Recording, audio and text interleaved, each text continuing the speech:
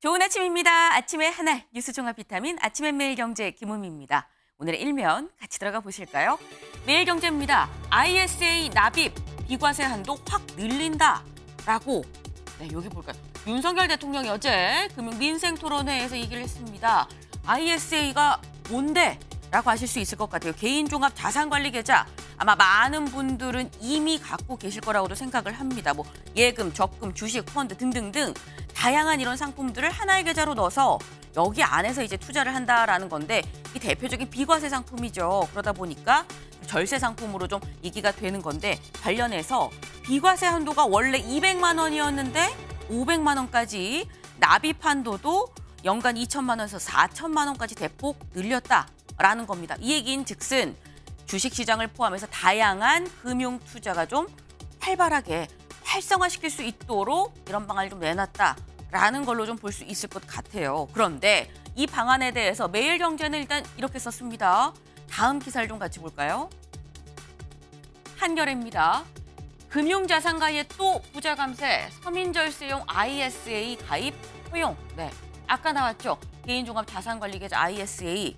이거 서민 절세하라고 한 건데 이거 부자들도 절세 받게끔 이 부자한테도 이 길을 열어줬다라고 비판적인 입장을 또 견지를 하고 있습니다. 네, 지금 이게 이자소득, 배당소득이 연 2천만 원이 넘는 사람들 이런 금융자산가한테도 이걸 허용하게 하는 게 무슨 소용이 있느냐라는 비판적인 시각의 기사도 저희가 좀 같이 보여드립니다. 다음 기사 볼까요?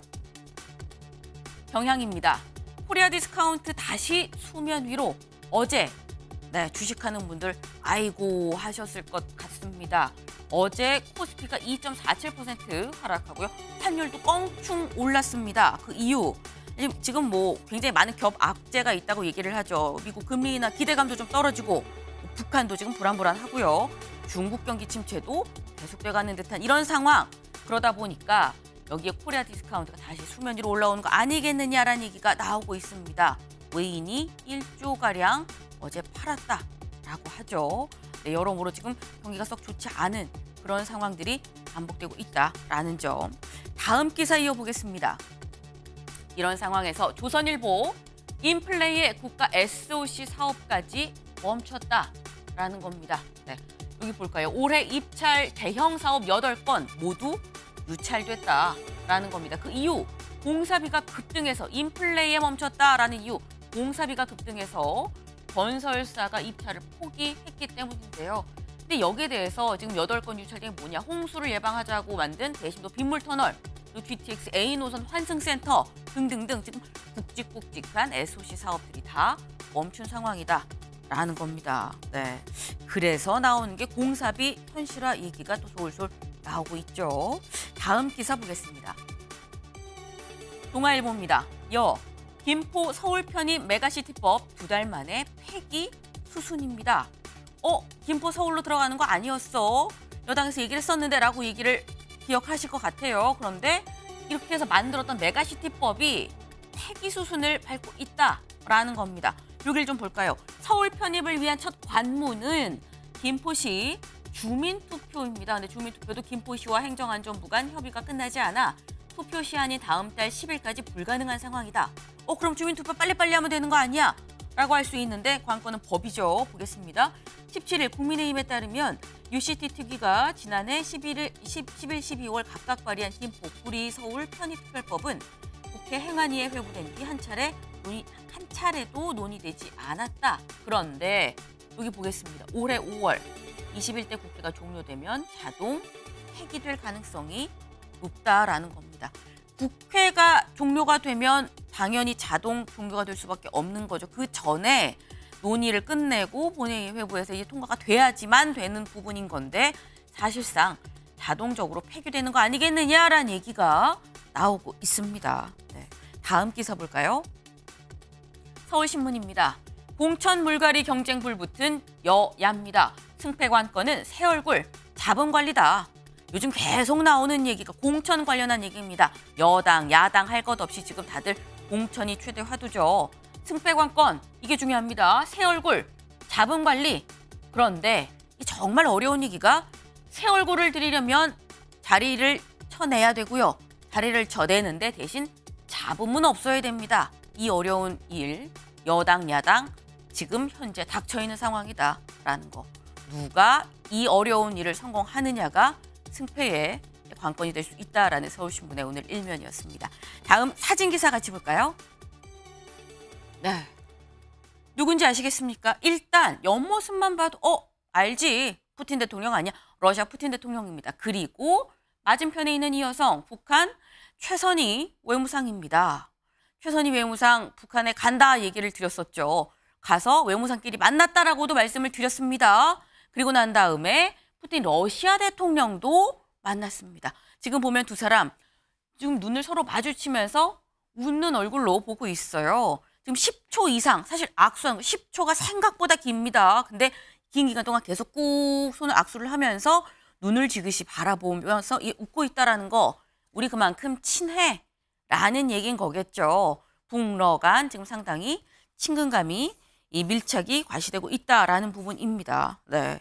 사실 푸틴 대통령이 정상이 아니라 다른 나라 외무상, 외교 장관을 만나는 것도 이례적이라고 하는데 10초 이상 악수를 했다라고 합니다. 그만큼 북러 북이 상당히 가까워지는 것 같다라는 생각이 드는데, 이런 가운데 오늘 새벽에 이런 속보가 하나 나왔습니다.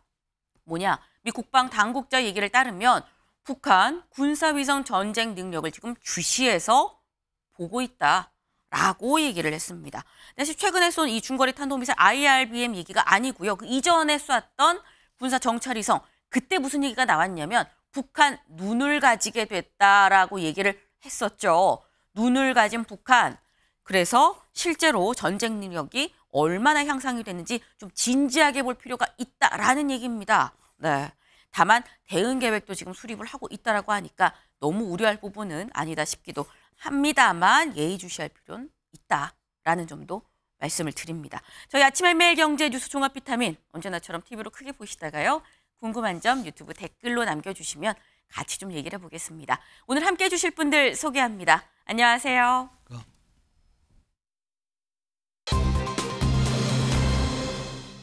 첫 번째 키워드 핀셋 소개입니다. 무슨 얘기인지 기사 같이 볼까요? 김경률, 개딸 민주당 얼굴 정청래와 마포울 대결이라고 쌍따옴표가 붙었습니다. 이 얘기 누가 했느냐? 여길 좀 볼까요? 지금 여기 보면 김경률 국민의힘 비대위원이죠. 그리고 옆에 한동훈 비대위원장이 있습니다. 어깨 동무, 허리를 감싸고 있는 두 사람. 얘기 한동훈 위원장이 한 얘기입니다. 직접 들어보실까요? 서울 마포 지역구에 더불어민주당의 정청래 의원이 있습니다. 개딸 전체주의, 운동권의 특권 정치, 이재명 개인 사당화로 변질된 안타까운 지금의 민주당을 상징하는 얼굴이 바로 정청래 의원입니다.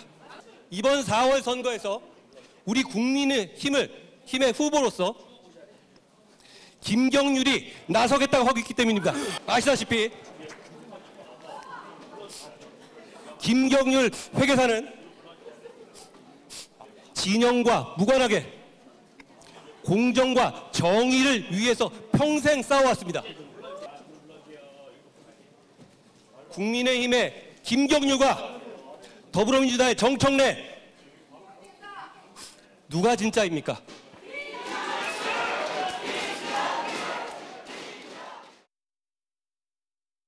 장관도 온다고 네. 오늘 만에 하더니 네. 아무 소식도 없고 제가 무슨 안동역입니까? 그래서 저는 네. 제 지역으로 온다면 네. 손님이니까 이제 반갑게 맞이해야 반갑게. 되고 네. 또 못 오신다면 또 서운한 일이죠. 근데 저는 하태경 의원은 좀 약체라고 생각하고 그래도 약체다. 여당 대선 주자 1위인 한동훈 정도가 와야 제 의욕이 불타지 않겠습니까? 네, 한동훈 위원장 어제 서울시당 그 신년 인사회에서 김경률 지금 현재 비대위원이죠. 김경률 비대위원이 마포울에 나갈 거다. 정청래 의원의 적수가 될 거다라고 얘기를 했습니다. 그런데 그 뒤에 같이 보신 영상, 정청래 의원이 지난해 10월에 한장 하태경 의원이 거기 나오는 거 아니야라는 얘기가 나왔을 때 그때 했었던 얘기가 하태경 의원은 약체다. 한동훈 장관 정도는 와야 되는 거 아니야? 그 당시엔 장관이었었죠. 한동훈 장관 정도는 와야 되는 거 아니야? 라고 얘기를 했었습니다. 근데 지금 보면 하원기 대변인님. 네.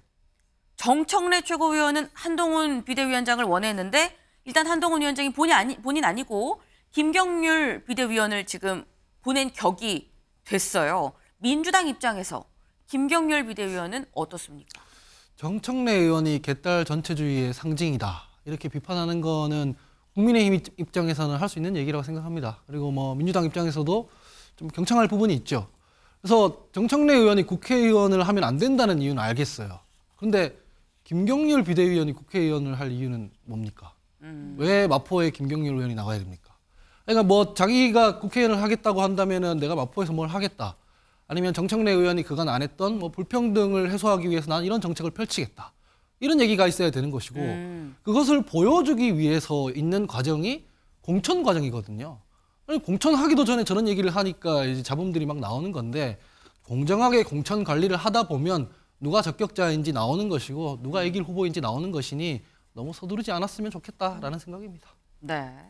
국민의힘 입장에서 정청래 의원에 대해서 비판할 수는 있는데 그런데 그러면 왜 김경률인가라는 부분에 대해서는 좀 설명이 부족한 거 아니냐라는 말씀을 지금 하셨어요. 네. 근데 사실 김경률 의원이 마포홀에 나온다는 거 야권뿐만 아니라 여권에서도 사실 좀 놀랄 만한 소식이었습니다. 갑자기 나온다고? 라고 했었는데 알고 보니까 여길 좀 볼까요? 한동훈 위원장과 어젯밤에 여러 얘기가 오갔다라고 김경률 위원이 얘기를 했다라는 겁니다. 네.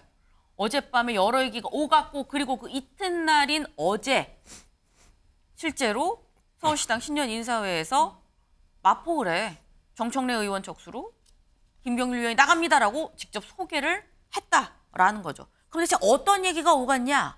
김경률 위원의 얘기를 직접 들어보고 계시죠.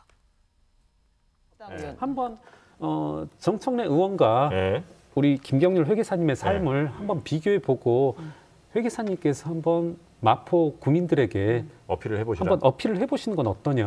그러니까 또 순간 으쓱해지면서 그건 자신 있다. 그러니까 월요일경에 잠깐 얘기를 했었고 그 잠깐 얘기한 걸 끄집어내서 어제 이제 한동훈 위원장이 전화를 하신 거죠. 네. 김경률 위원은 이렇게 얘기를 했습니다. 사실 나는 출마를 별로 생각을 해본 적이 없다. 그런데 한동훈 위원장이 전화를 해서 정청래 의원과 김경률 회계사님의 삶을 비교해보고 마포 구민한테 어필해보는 건 어떻습니까? 라고 얘기를 해서 내가 그럼 그건 자신 있습니다. 라고 얘기를 했고 이런 대화 끝에 마포을에 내가 나가겠다라는 상황이 결정이 됐다라고 지금 얘기를 한 겁니다. 그럼 이 얘기는 김철현 위원님. 한동훈 위원장이 나는 그 생각이 없었는데 김경률 위원 생각 없었는데 한동훈 위원장이 좀 나를 설득을 했다라는 취지로 지금 들리거든요. 예, 당연하죠. 왜냐하면 한동훈 위원장이 이번 총선 전략으로 크게 갖고 가는 게 네. 거대 야당 심판, 그 하위에 이재명 사당화, 그다음에 개딸 전체주의, 그다음에 386 특권 정치 청산이라는 부분이거든요.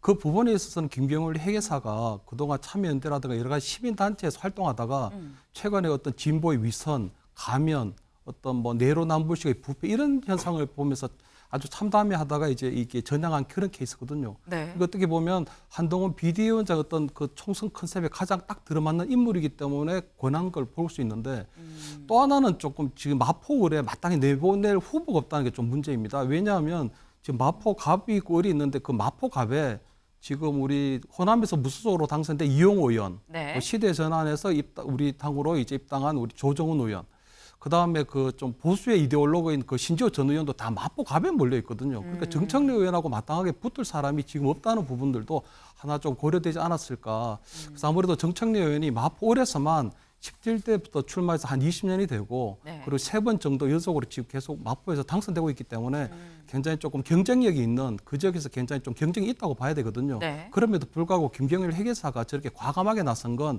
김경률 회사가 가지고 있는 그 나름대로의 담대한 용기 그리고 한동훈 위원장에 대한 어떤 그런 함께하는 그런 것들이 있지 않았을까 그렇게 전망합니다. 네. 근데 김경률 위원 사실 최근에 이 발언을 해서 확 또 이슈가 된 적이 있습니다. 어떤 발언이 이슈가 됐었는지 직접 들어보고 오실까요?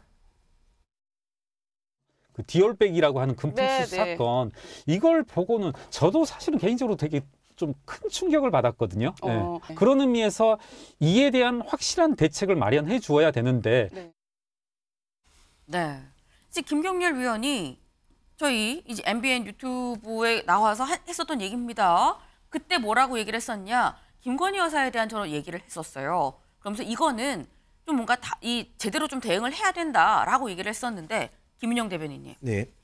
한동훈 위원장도 이 발언이나 이런 김건희 여사에 대한 이 김경률 위원의 생각을 알고 지금 설득을 한 것이냐. 그렇다면 같은 생각을 갖고 있다는 것이냐. 아니면 저걸 모르고 설득을 해서 나오십시오라고 한 것이냐. 어떻게 보세요?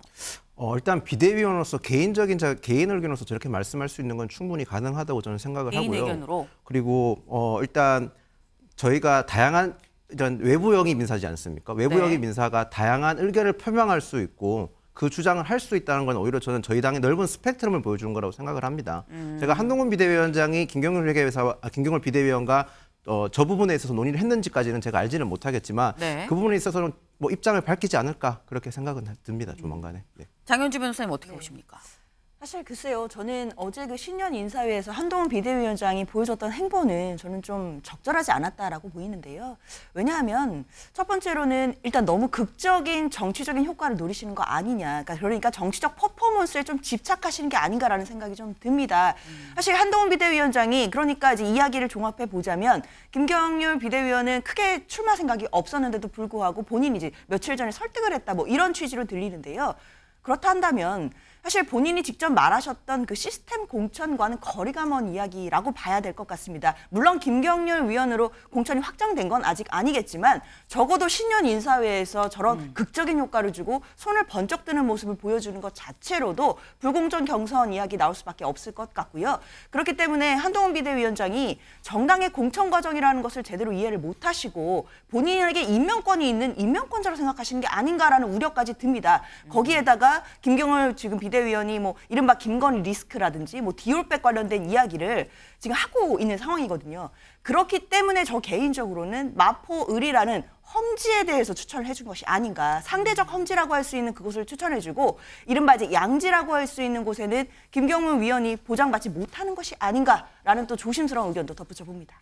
아, 오히려 그래서 험지로 간 것 아니겠느냐라는 또 그런 해석을 내놓으셨어요. 근데 말씀하시면서 아니 이게 시스템 공천이 정당에선 돼야 되는 저렇게 손을 번쩍 들고 이렇게 한다고 하면 이게 시스템 공천이냐라는 이 지적도 지금 공통적으로 여러분이 같이 해주셨는데 실제로 이게 좀 약간 논란이 되고 있는 것 같습니다. 다음 기사를 좀 볼까요?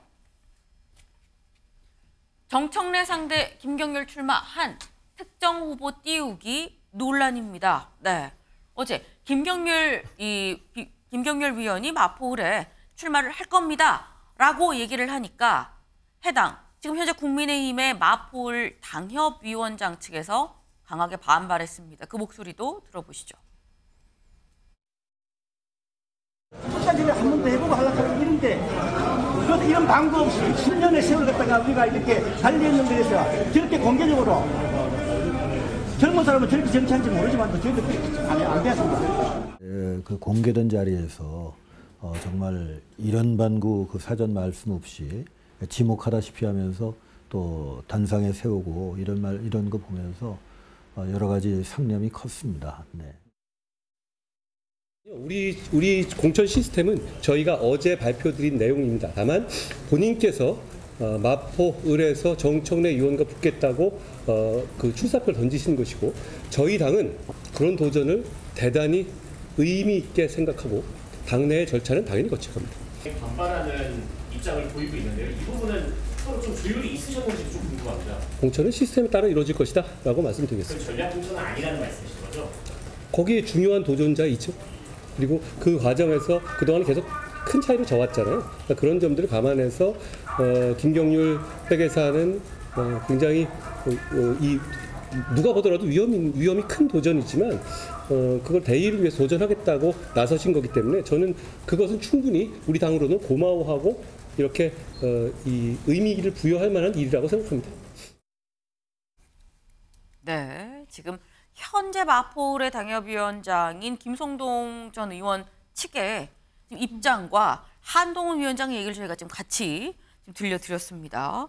김성동 전 의원 측은 10년 넘게 우리가 여기에서 이렇게 했는데 갑자기 김경률하고 뭐 이렇게 하면은 어떻게 된다는 거냐라고 얘기를 하고, 한동훈 위원장은 아니다, 시스템 공천을 하고 김경률 위원은 굉장히 중요한 도전자다, 도전을 했다는 의미다, 시스템 공천으로 갈 거다라고 지금 얘기를 했어요.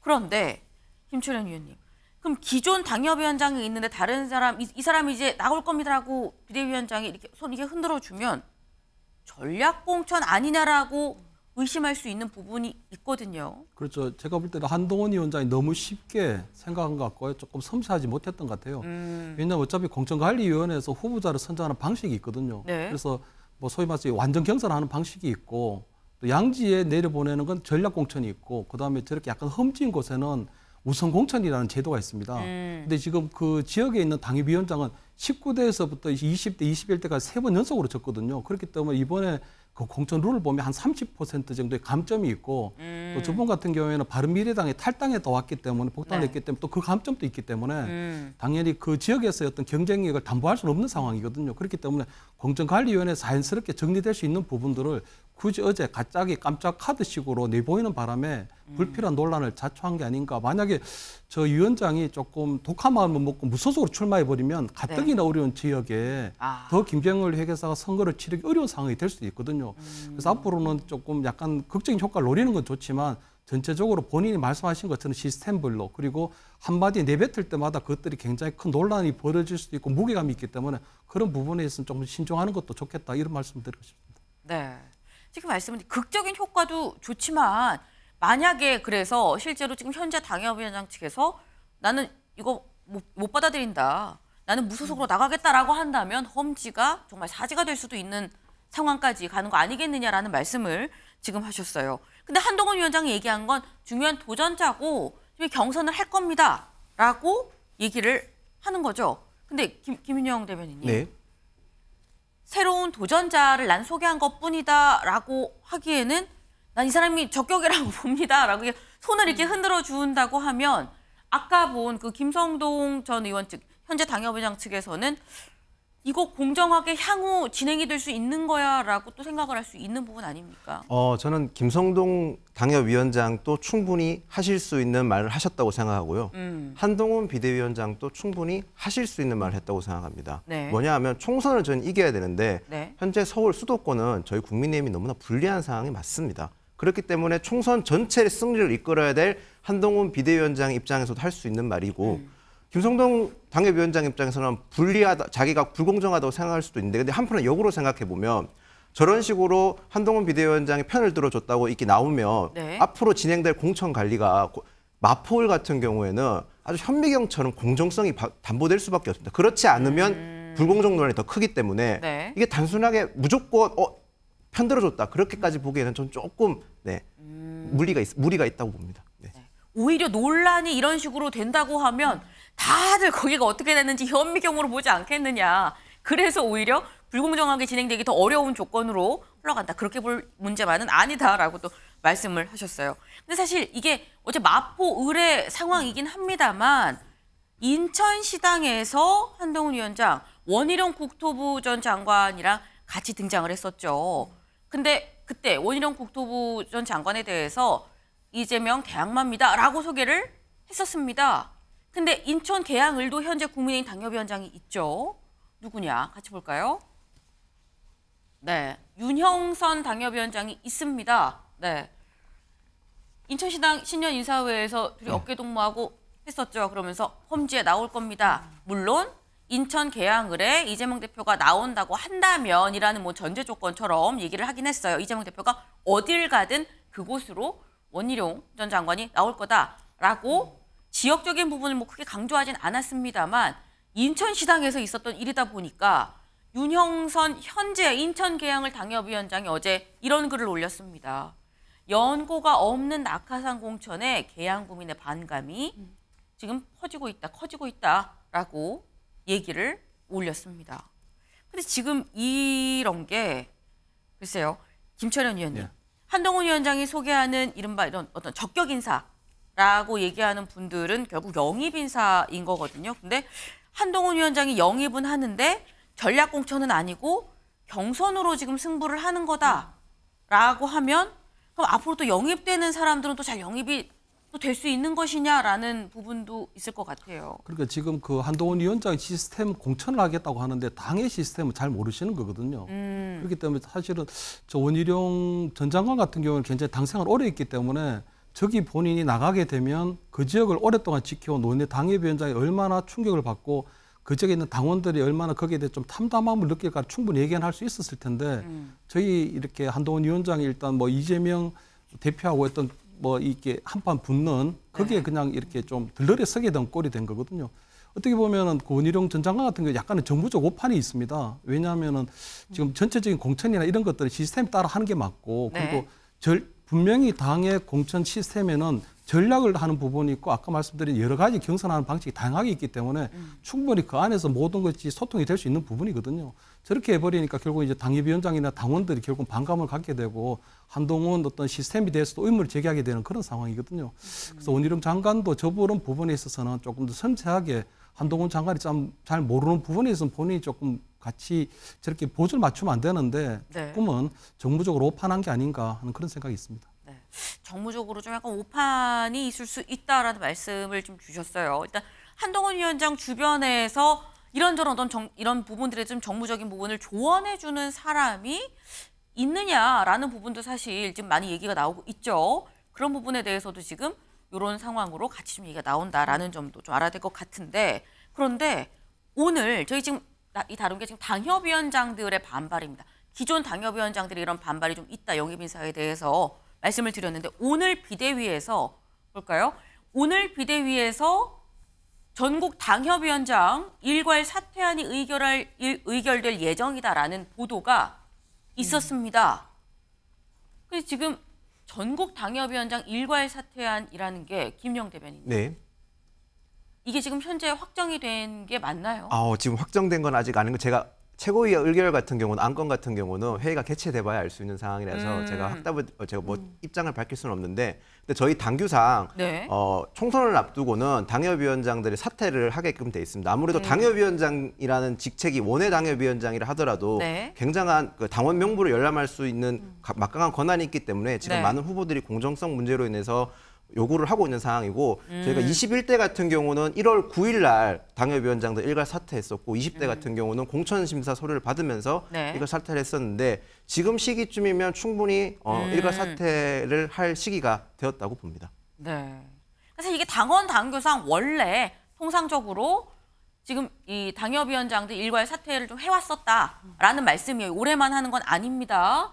근데 이런 부분이 하은기 대변인님, 민주당은 상황이 어떤가요? 그러니까 이렇게 지금 앞서 사실 당협위원장이 좀 불안해할 수 있는 그런 부분들에서 마침 또 오늘 이 사퇴안을 의결한다고 하면 당협위원장이 좀 불안하지 않을까라는 생각도 드는데 민주당은 어떻습니까? 민주당은 제가 알기로 저런 당원 당규 없는 걸로 알고 있고요. 왜냐면은 지역위원장이라고 하는데 민주당은 현역 의원들이 당연직으로 들어가기 때문에 크게 의미가 없습니다. 그래서 지금 사퇴한다 하더라도 어차피 당원 명부 같은 것들은 이미 다 확보하고 있는 상태라서 실질적으로는 의미가 없을 거고요. 그리고 실질적인 부분을 제가 이제 지적을 드리고 싶은 부분은 이런 겁니다.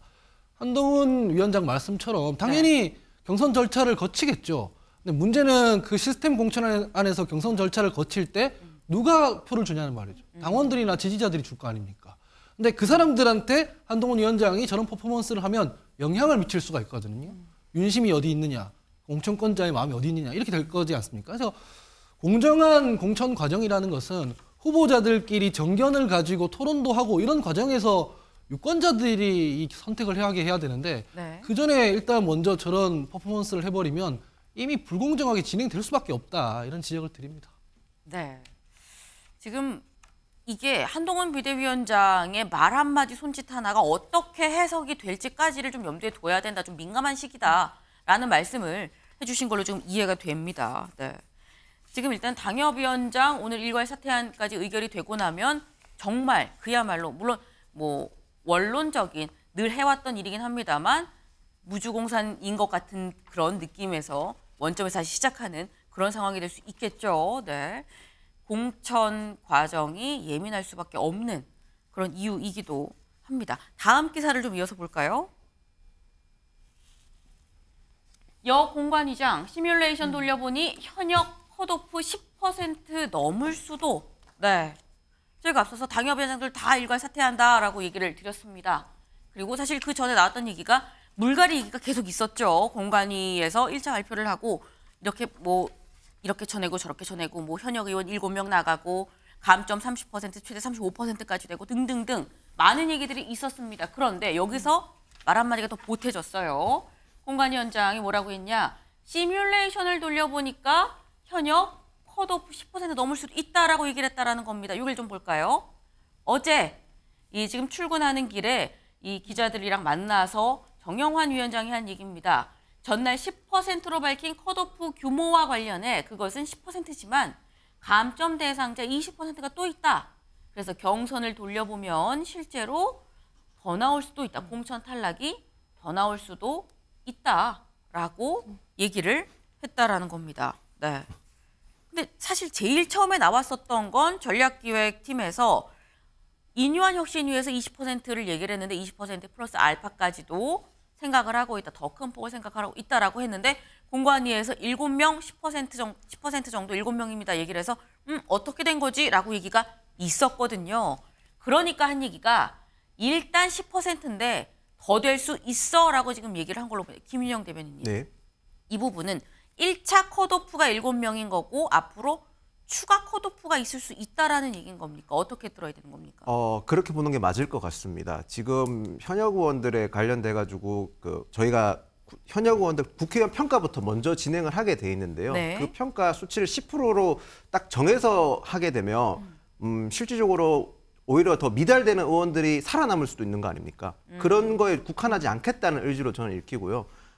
여론조사를 통해서 지금 시뮬레이션을 돌려봤다는 건데 보통 네. 이런 식의 여론조사를 돌리게 되면 당 지지율 대비 해당 지역구의 국회의원의 지지율을 비교하게 되는데 거기가 생각보다 미달되는 의원들이 많게 나올 수도 있다는 의미로 들립니다. 그러면 굳이 기계적인 수치에 국한하지 않아야만 저희가 총선을 이길 수 있기 때문에 네. 그런 의미에서 공관위원장님께서 말씀하신 게 아닌가 그렇게 저는 생각합니다. 근데 여기서 지금 보이는 단어가 시뮬레이션입니다.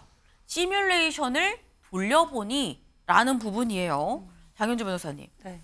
일단 시뮬레이션을 돌려봤다니까 대략 몇 명 정도가 아웃될 것이다 라는 구상이 머릿속에 그럼 있는 거냐라는 의문도 듭니다. 사실 그런 걸 답을 정해놨다라기보다는 시뮬레이션 돌렸다라는 얘기를 하는 건 결국 뭔가 이제 주관적인 요소가 아니라 객관적으로 데이터상, 시스템상 이 공천이 될 것이다라는 부분을 좀 강조했다라고 봐야 될 것 같은데요. 사실 앞서서 길게 우리가 얘기를 했지만 한동훈 비대위원장의 신년 인사회에서의 저런 어떤 퍼포먼스로 인해서 저는 국민의힘의 시스템 공천이라는 그 의미가 빛을 발했다 이렇게 생각이 듭니다. 마치 따뜻한 아이스 아메리카노 같은 생각이 들거든요. 시스템 공천한다. 시뮬레이션으로 한다라고 말씀하셨지만 네. 한동훈 비대위원장은 김경률 비대위원 그리고 원희룡 전 장관의 손을 번쩍 들어줬습니다. 정말 따뜻한 아이스 아메리카노 한 잔 달라는 얘기와 뭐가 다른지 잘 모르겠고요. 그리고 컷오프가 10%를 넘을 수도 있고 물갈이가 될 수 있다 이렇게 계속 얘기가 나오는데 물갈이 좋습니다. 가장 중요한 건 이 물갈이된 자리에 누가 오느냐 이것까지 이야기가 돼야 완성형이 될 텐데요. 국민들 보시기에 그 물갈이된 자리에 이른바 윤신 공천이라고 할 수 있는 용산과 가까운 분들, 대통령과 가까운 분들 이런 분들이 오게 된다라고 한다면 이 공천은 별로 좋은 공천이라고 생각하지 않으실 거다 이렇게 말씀드리겠습니다. 네. 시뮬레이션을 돌려봤다는 얘기는 데이터를 근거로 한 시스템 공천을 하겠다는 얘기일 건데 시스템 공천과 손 번쩍 들어주는 핀셋 소개가 같이 맞물릴 수 있는 것이냐 따뜻한 아이스 아메리카노를 지금 비유를 드셨습니다. 네. 지금 계속 공천이 문제가 되고 있는 그런 상황인 거죠. 사실 여도 야도 다 지금 공천이 최대 화두일 수밖에 없는 시기긴 합니다. 그런데 지금 이 여당에서 먼저 공천 룰이 한 차례 소개가 됐죠. 특히 거기에서 어제 저희가 전해드렸던 게 중진들 상당히 지금 긴장하고 있을 거다라는 말씀을 드렸습니다. 그런데 어제 4선 의원들과 한동훈 위원장 오찬을 함께 했습니다. 바로 이 모습입니다. 같이 볼까요? 네, 이겁니다. 한동훈 위원장이 있고요. 지금 4선 중진들이 쭉 있죠. 아마 다들 얼굴을 알지. 4선 의원들 다 같이 한 자리에 모였습니다.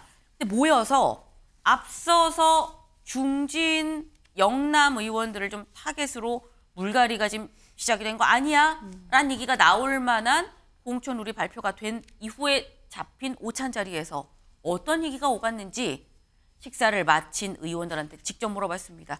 보고 오시죠. 대화 잘 나눴습니다. 어떤 얘기 하셨어요? 건설적인 얘기. 어떤 얘기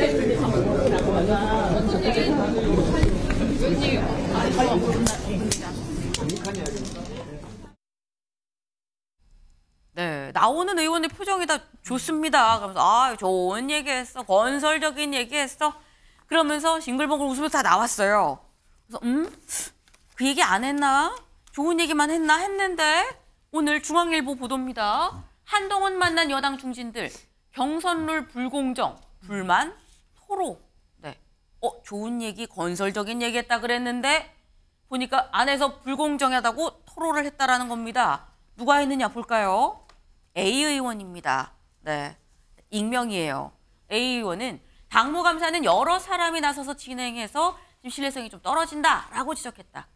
B 의원, 더불어민주당은 총선 1년 전에 이 경선룰을 정해놓는데 총선 85일을 앞두고 경선룰 전격 발표된 거에 대해서 준비할 시간이 좀 부족하다라고 얘기를 했다라는 겁니다. 그리고 C 의원, 총선 승리를 위해서 해야 할 일과 해야 하지 말아야 할 일을 잘 구분해야 합니다라고 얘기를 했다라는 겁니다. 뭔가 의미심장하죠. 해야 할 일과 해야 하지 말아야 될 일을 잘 구분하십시오라고 얘기를 했다라는 건데 현역 불이익을 줘서 공천 잡음이 나오는 걸 피해야 한다는 의미로 들렸다고 옆에 다른 의원이 그렇게 얘기를 했다라는 거죠. 네, 다 익명입니다. A 의원, B 의원, C 의원. 근데 지금 이런 얘기가 김은영 대변인님. 네. 일단 안에서 아까 좋은 얘기해서 건설적인 얘기했어 그랬는데 안에서 나온 얘기는 좀 다른 것 같아요. 누구 말이 맞는 겁니까? 근데 제 기억에 모두가 만족하는 공천룰은 없었습니다.